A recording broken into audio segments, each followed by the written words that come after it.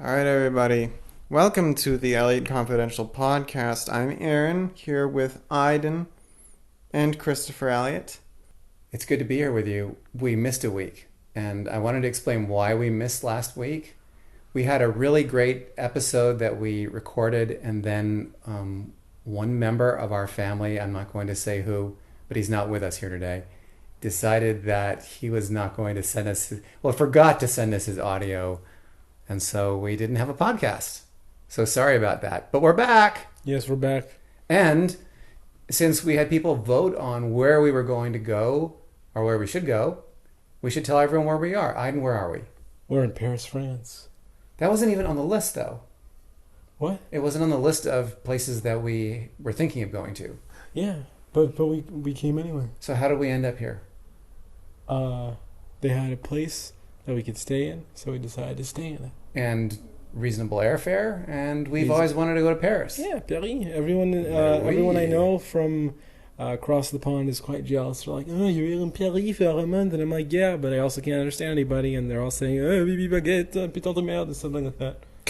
Okay, well, is that all the French that you know? That is all the French I know. Okay, good. One of them is a pejorative, I understand. In our last podcast, we asked people to talk about their most crowded vacation experience. And I wanted to kind of lead off with a question in this podcast because we got some amazing responses. We got more than 20 responses from listeners, which is awesome. And we read them in the last podcast, and then we weren't able to do the podcast. But there's so many. Please go and look at them if you have a chance. But what is this week's question? Aren, can you please tell us this week's question? The question is, what was the most extreme weather you've ever experienced while on vacation? We should probably answer that one while we're here. What is the most extreme weather that we've ever experienced? Well, I mean, this isn't vacation, Ron. We're here for business, but if you include these trips right here, it has to be Reno, Nevada. That was the fires that we experienced 2 summers ago. My vote would be for South Dakota. Yeah. Because we had hail and then we had 90-degree weather on the same day. That wasn't quite as hot as Reno. Reno was hell on earth because it was actually on fire and it was super duper hot and smoky. Yeah, and smoky. That was bad. How about you, Aren? Extreme temperatures?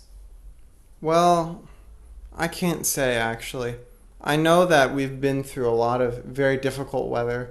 Some weather where we literally can't move. I mean, I remember being in what was it? It was Ketchum, Idaho. And there was this one day where it was snowing so hard that we couldn't drive. So yeah, we've experienced some big snow too.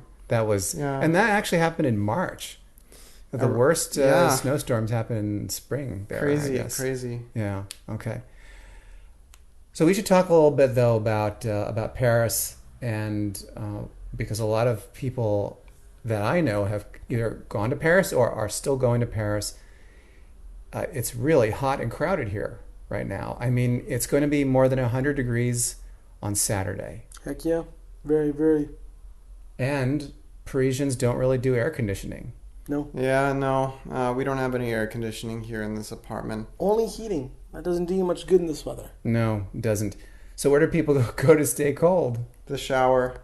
Yeah. Well, we didn't have any hot water for 5 days in our place, but we do now. How about I would say the grocery store too, because we've spent a lot of time just standing in the grocery store going, oh, this feels so good. Yeah, because it is quite cold there. They air condition those places very well. Yes. Mm-hmm. So what would you recommend people do when they come to Paris? Well, if they're coming now, I'd recommend staying inside or staying inside a tour bus because it'll be nice and cool. But right now, it's just not the weather to be walking unless you like going out really early in the day. And man, I can't say the French like that, nor can I say the weather's really good for that. Because right now, it's like really bright until very late. So. Yes. Oh my goodness. And Never gets darker. Next weekend, we're going to be, well, at least you and I, Dad, are going to be walking down to the Eiffel Tower for a video.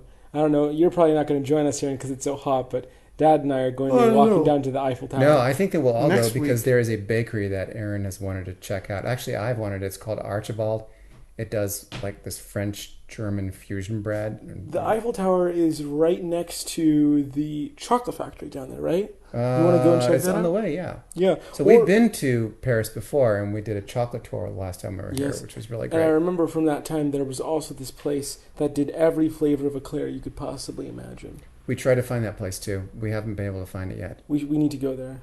Okay. Like absolutely need. And they probably have vegan options too. It's like a lab. We're going to hit the Centre Pompidou, the Modern Art Museum, tomorrow, which is the day that we're going to be airing this. That's the building built in the 1970s. It looks like a giant factory with tubes sticking out of it and all that. That's another nice place to go when you need to stay cool during the day, because tomorrow it's going to be in the triple digits here. Oh man, That's a lot of digits. 3 digits. It's like goodness Phoenix, me. except without air conditioning. It's like Death Valley or Reno, you know. I know. ridiculous.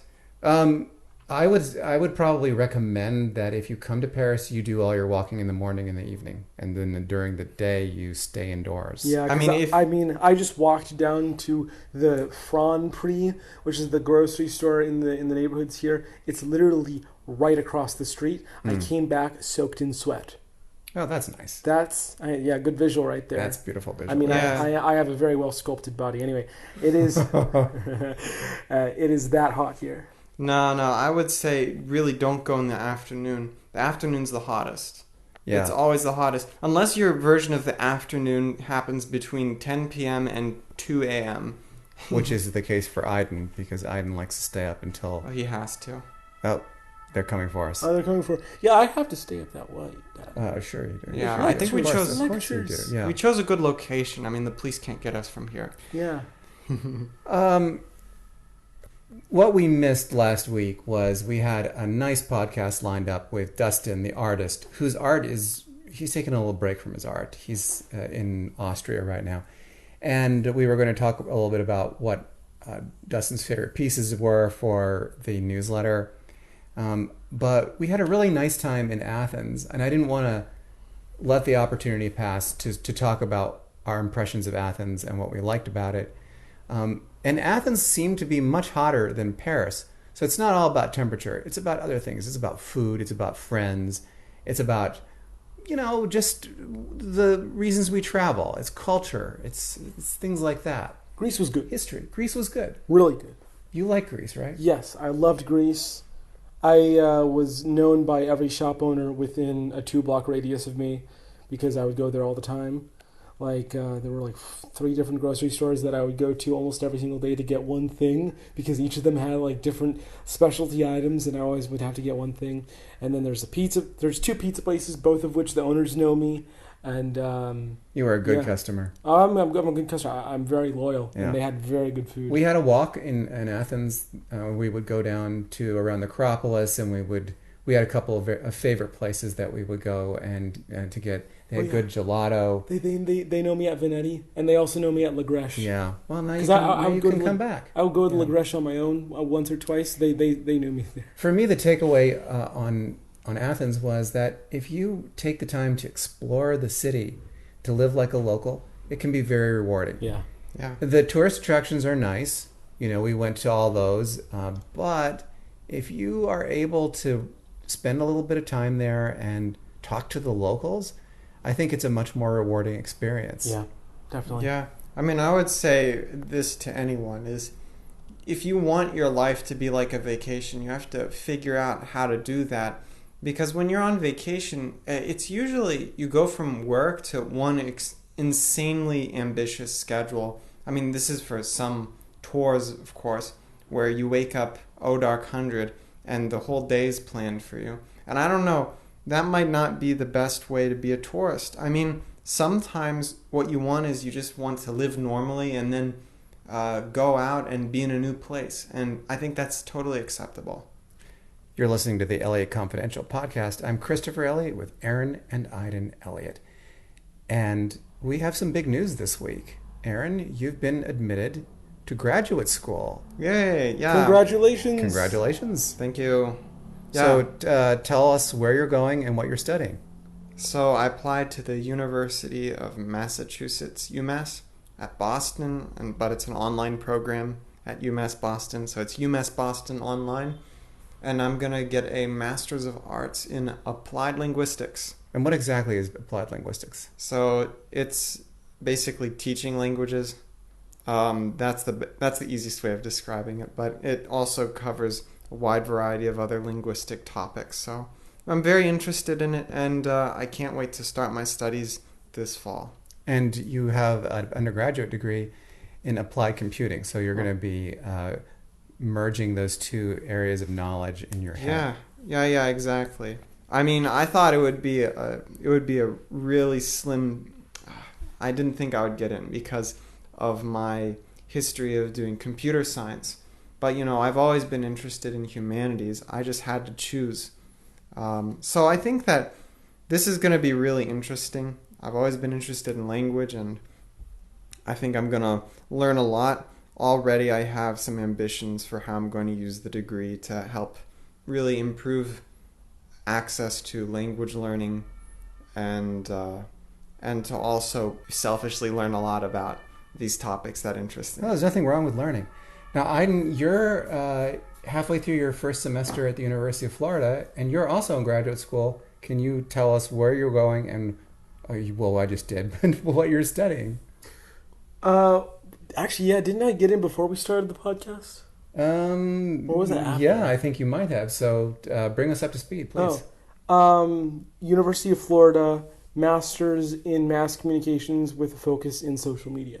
So basically a master's degree in social media, and right now I'm getting to the halfway point of my first semester, and we're just keep on trucking. At the end of this week, I have my it's exactly the middle of the semester, because at the end of this week I have my mid-semester project due, and I have not done enough of it yet, so I'm gonna be scrambling out at the end of this. Busy. I know. I'm getting back into the flow of things because I took an entire semester off after undergraduate school, and I don't know if anyone listening left college, did a little gap year, or maybe got married and then went back. It's not that easy to get back into the swing of the education system, but I'm getting back into it. Aren, you're gonna have some trouble. I'll tell you what, you're probably gonna have some trouble. Well, we'll see. Hopefully not too much.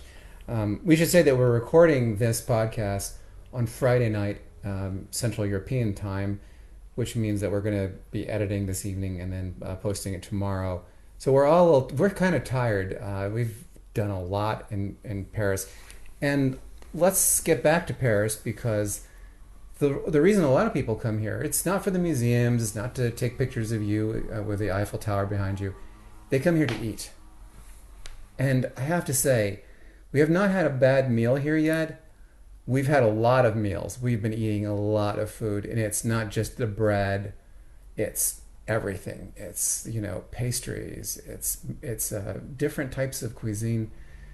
I don't think that I can fit in my clothes anymore, and I've only been here for a week. I'm kidding. It's not that bad. I'm kidding. No. So the food. Can we talk about the food for a minute? Yeah. If you're here, go to Le Bichat. It's on Boulevard Bichat.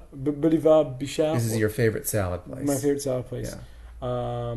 We also discovered a really nice pizza place. It's a fusion Neapolitan New York style pizza. Mama Gaia. Yeah. I'm not done yet. Okay. Okay. Go to Le Bichat.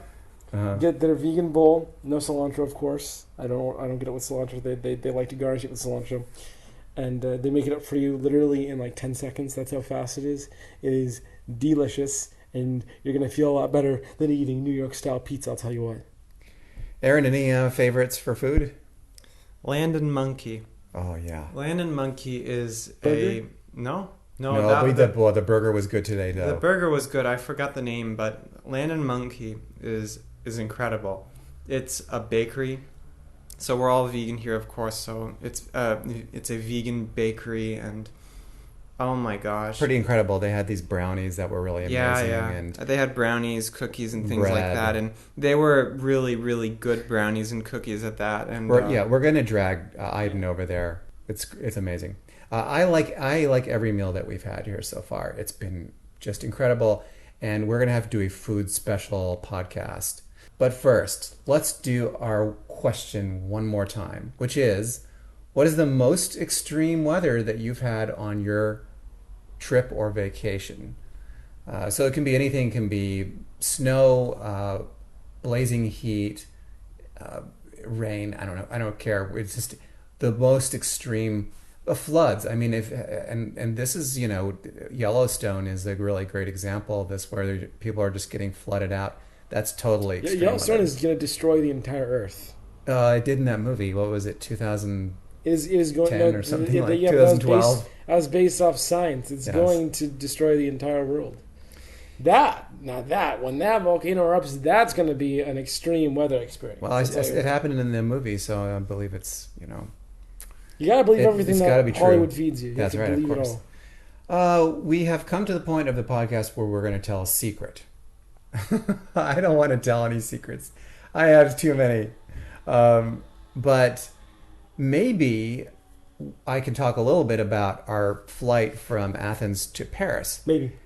Because, I don't know if you guys remember, we showed up very early, and they had asked us to send all of our vaccination documents by email, and we did. So they have something called, I think, Ready to Fly. And when we got there, they had a special line for people who had pre-registered with Ready to Fly. And believe it or not, that line was shorter than the line for all the elites, the card-carrying first class, business class passengers.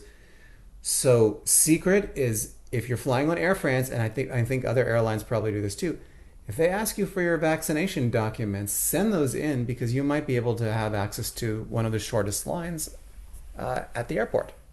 Very cool. I'm sure actually a lot of those guys bought into those more expensive tickets because they didn't feel like sending in their vaccination card. Maybe. Boo-hoo. Maybe. Yeah. The podcast is called Elliott Confidential. So do you have something confidential to share with our listeners, Aren? So if you're a Francophile and you've always wanted to speak French with the locals and the natives, but you think, oh, they're just going to switch to English with me. Well, you're actually in luck, because French people, unlike other Europeans, really prefer speaking French. If you have any knowledge of the French language whatsoever, then they will accept whatever the hell you say, and they'll try their best to understand it, and they will not switch to English or whatever other language you might speak, because for them, I guess they just prefer it. Well, it's an educational experience. Yeah, it is. I would actually Je ne comprends rien. I would say one thing to that, actually. They can speak English, by the way. They just don't want to. They just don't want to. That's right. They just don't want to. Because you got to really jostle out. French language you gotta is so much better. I can't speak French. Speak to me in English, please. And then they'll finally say, okay, what do you want? Yeah, I know. Perfect It's kind of funny. It's funny. Yeah, it is kind of funny. Thanks so much for joining us for the Elliott Confidential podcast. Hey, don't forget to answer our question this week, which is, what's the most extreme weather that you have experienced? And remember, I am giving away a really cool bag to people who sign up for a membership in Elliott Confidential. So if you've ever thought about becoming a subscriber, please do, because I've got this really cool bag. It's awesome. It's the kind of bag that you can't lose. So I will be having more details on that pretty soon. Anyway, thanks so much for listening, and we will see you again next week. Bye. Goodbye. Ciao.